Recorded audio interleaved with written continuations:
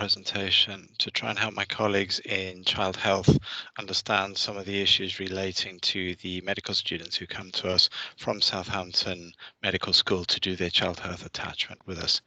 In this very short video, what I hope to do is just give you a very brief update in terms of how we organize the student placement, an idea of some of the resources that are available to them, and then I'll conclude by talking about the ACCs and the assessment process. Before I start, I'd just like to thank all my colleagues for all the work that they do with the students. We take 4 groups of 12 students a year, so almost 50 students a year from Southampton. This is a sizable number of these students out of the total, and really it is really hard to underestimate the importance of this attachment to them and their learning, both in terms of learning to be doctors, but also learning about child health. In terms of the way that the modules organized, they come to us for an 8-week attachment. In that 8-week attachment, they are with us learning pediatrics in 3 blocks, really. The first block is week 1, when they're actually based in the classroom in Winchester, and we start getting them used to the idea of learning about child health.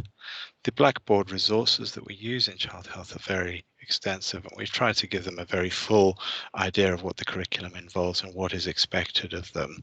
And there should be most of the resources that they need, but if there aren't any resources or you give them any teaching that you think would be useful for me to put on Blackboard, please just email it to me and I can put it straight onto Blackboard. As part of that week 1, we try and set them up so that they understand the whole assessment process. And really the assessment process is in 2 distinct bits. One is what we used to call the mini CEXs, and we now call the ACCs, the assessments of clinical competence, which I'll come back to later. The second bit of the assessment is really the sign-off that I do in week 8 with Kishani Wijawardena, and we're really looking at how the students have performed throughout the attachment and in week 8, which is entirely student directed. Along the way, they have attachments in Winchester and Basingstoke, and they're sent to the general wards, the outpatients, the neonatal unit, and they have some self-study time as well. And they're expected to work their way through the curriculum, both on the wards and on their attachments, but also through a process of weekly lectures that we arrange for them mostly on a Tuesday in Winchester.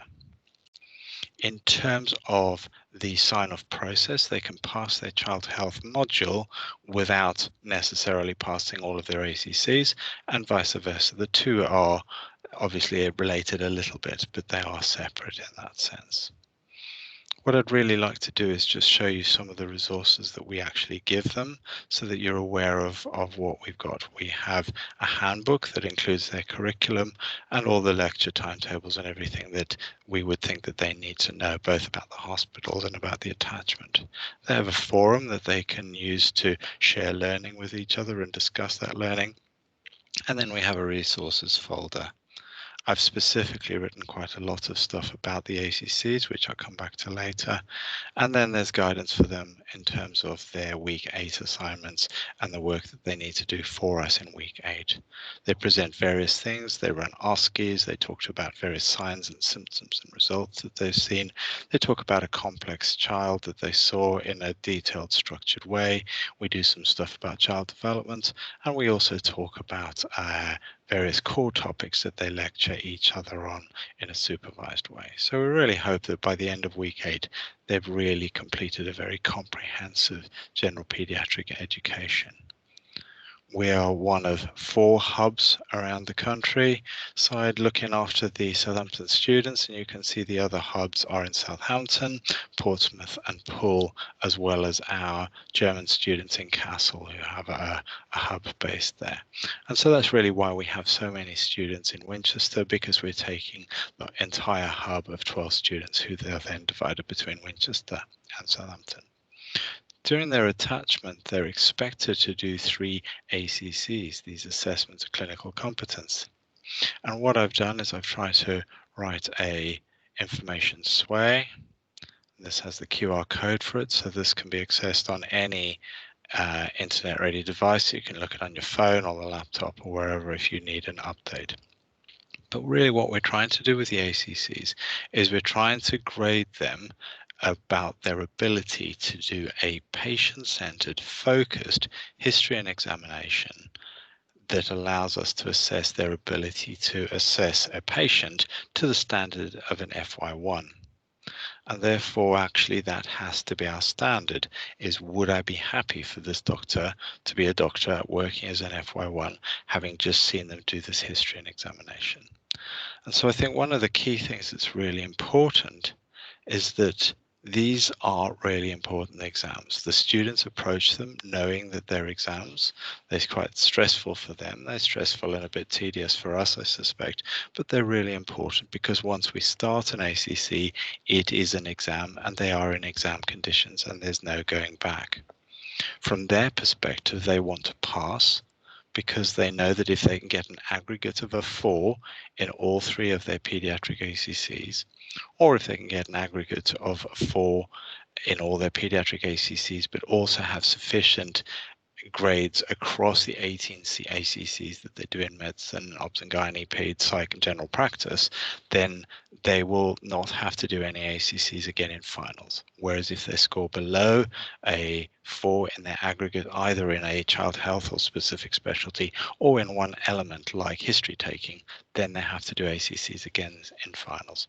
So what the medical school tell us is that we have to grade them against whether we'd be happy for them to do this work as an FY1, and we are basically giving them exemption from finals. In the students' minds, of course, it's very different. They see this as a pass-fail event, and they get very stressed if they get anything less than a 4, because they know this increases their chance of having an aggregate below 4, meaning that they have to do more ACCs and finals. And so we sit in the middle of what the School of Medicine tell us and what the students experience, and we try and do the best we can. Some of us will be more hawkish, some of us will be more dovish. Some students will have a good day, some students will have a bad day. Some students will know enough pediatrics to scrape through on that particular condition and get lucky, and others won't. But what we know is that actually, once you add together those 3 grades, they actually give a surprisingly robust assessment. And most students who end up having to do further ACCs and finals actually are students who have struggled through more than one element going into their finals exams. And therefore, we shouldn't worry about underscoring these students if we believe that that's the right thing to do. And I would strongly encourage my colleagues to go with what you think is the right thing to do. But equally, each element of that score gets added up, and therefore it's entirely plausible that you could do very badly in your history but do a reasonable examination and perform the rest of it reasonably well with reasonable communication and professionalism. And therefore, just because you've done badly in one element doesn't mean you necessarily have to do badly in all of them. Our students know that they have to do 3 ACCs in most specialties, and this includes pediatrics, and they know that they have to spread them around the attachment so that they're not all coming to us at the same time. We have 3 ACCs therefore to do in 6 weeks, and we try and spread them over the 6 weeks, but not get them necessarily done in the first couple of weeks when the students are still learning about pediatrics. In addition to our child health students, you'll also know that we have students in medicine, surgery, obs and gynae, and primary medical care, and some of them will be coming in and out of our department, but mainly we'll only be dealing with the child health students.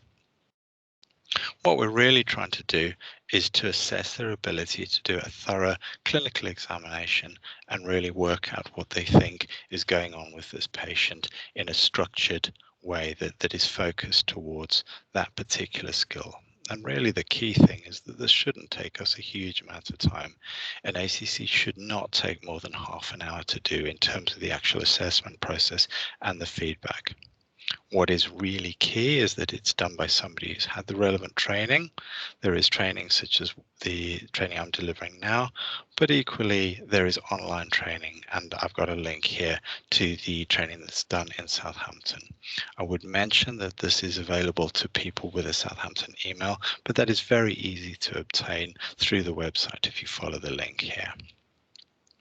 Once you've had the right training And that includes making sure that for junior doctors that they are ideally ST4 and above, although ST3s can be doing ACCs as well, that we then make sure that we've set this up correctly, because they are now going to be in exam conditions.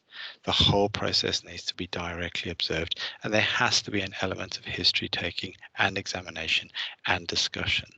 The discussion generally will happen with the patient away from the discussion area. So normally you'd see the child and then go away to discuss, although it is reasonable to have some of that discussion with the patient. And it is also reasonable sometimes to get the student to explain something to the patient, although this is not a mandatory part of the ACC and needs to be carefully managed. If the ACC is done by a trainee, it should really be the only ACC in that module that is done by a trainee. We would normally want the other two to be done by a consultant. Similarly, non-consultants can be involved in this if we've got associate specialists or trust grades, staff grades. Anybody's allowed to do them as long as there is sufficient seniority, experience and training. Similarly, specialist nurses can do these very competently with an area of their expertise if they've been correctly trained. The final thing to mention is that you should have 3 different ACC assessors for the 3 child health ACCs. It's important to make sure that this is properly set up. The examiner should choose the patient and choose the topic for the ACC, and they need to explain this carefully to the student and make sure that the student has not had any part in choosing either their examiner or the patient, as this would not really be a good way of running any sort of structured exam. The environment should be one where the patient can be seen in a reasonably quiet, relaxed space. Although this can be in a clinical area, it needs to be a clinical area where it is unlikely that anybody will be interrupted or disturbed. The focus, history and examination should be run by the student and should roughly take 15 to 20 minutes maximum. The discussion then needs to be either held at the bedside or moving away, and they need to be able to talk about what they think is going on and what they would do in terms of managing this patient. And this whole process, again, should not be taking more than 20 minutes or so. It is critical that feedback is given contemporaneously at that point. It is important that the student knows what they've done well, but just as important, areas that they've not done well or that they need to improve, so that they have a clear understanding by the end of feedback, which should roughly allow 30 minutes or so for an ACC, that the students have a very clear idea of how they've performed and how they've got on and what they need to improve on next time. The form needs to be completed by the examiner, including all the relevant boxes, need to be signed off and ticked correctly using a ballpoint pen, going through all the layers of the ACC forms. And once this has been done completely, then it needs to be handed back to the student. All domains must be scored, and this is really essential. In the COVID era, we do have some latitude for not examining the patient on 1 out of the 3 ACCs, but I think in child health particularly, it is really important that we try to examine the patients if at all possible. It is really important that we all understand that a 4 is meeting the expectation of a safe and competent doctor at the start of their FY1 year. Now, this is obviously difficult in pediatrics, but what we're really talking about is the ability to do a focused, safe history and examination in a patient, and in this case, a pediatric patient. And these are the standards to which we should be holding our students. Overall, as I say, the student needs to basically get an aggregate of 4 across their 3 child health ACCs to not have to repeat them in finals, and they are then averaged across all the ACCs across the year to make sure that they're performing well in all elements of the ACC.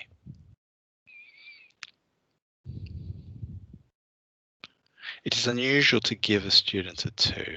However, inappropriate attitudes and behavior, situational awareness that doesn't really seem to be part of the way that the student is conducting themselves in terms of how they behave towards the patient, how they talk, or a very poor level of knowledge that would really seem to put the patient at risk. These are things that need to be clearly documented and really need to lead to a grade of a 2.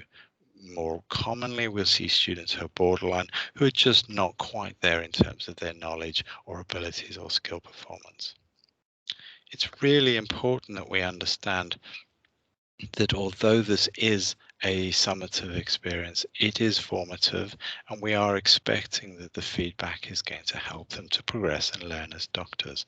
This is a really crucial part of the whole experience and part of their learning to be safe, competent doctors. As part of this, it's really important that our feedback is well constructed, and in this way I put a link to the Southampton University guidance on giving constructive feedback. There are some really nice, useful resources on the Medusa website that I'm just highlighting here.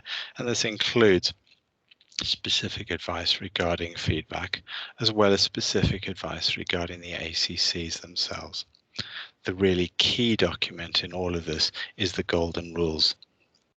And I'd just like to run through those again.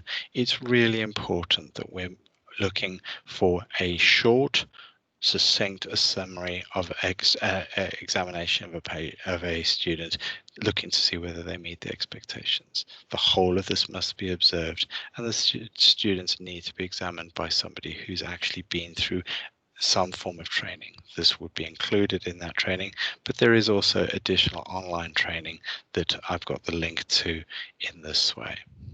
Students should not be expected to find their own examiners or patients. That is our responsibility.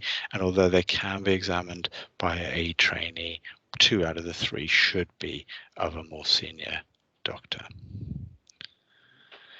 Once the student has entered into exam conditions, they are now in exam conditions, and that continues until the end of the exam. One of the ways that you can use to try and see how you are in terms of whether you're more hawkish or dovish is to run the test scenario that is actually on the Medusa website. Alternatively, my colleague James Nurse in Southampton has actually recorded a ACC for training his colleagues in Southampton, and you're very welcome to watch this video and have a think and a chat with me about what you think in terms of scoring that, and this could be used as some form of group teaching as well.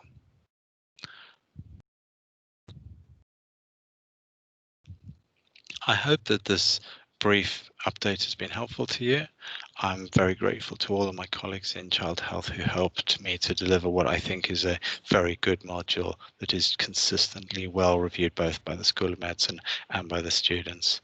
Please don't hesitate to get in contact with me if there's any further questions or any other information you require. Thank you very much.